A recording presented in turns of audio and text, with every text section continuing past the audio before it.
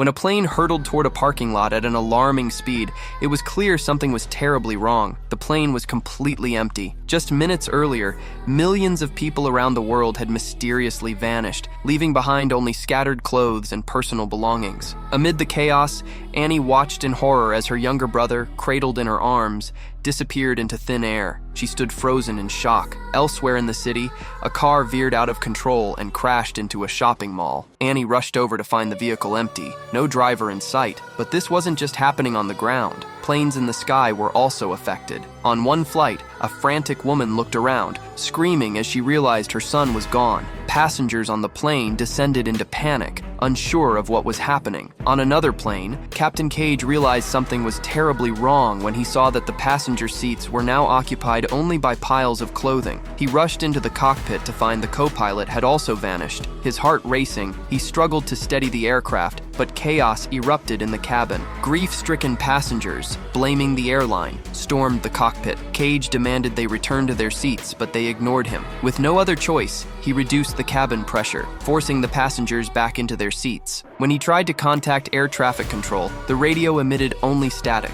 No response. His hands trembling, he activated the autopilot and began calming the passengers. He knew that, no matter what had happened, his priority was to land the plane safely. Back in the cockpit, Cage attempted to call his wife and daughter, but all he heard was a busy signal. Suddenly, the radar alarm blared. A passenger plane was hurtling toward them, and its cockpit was empty.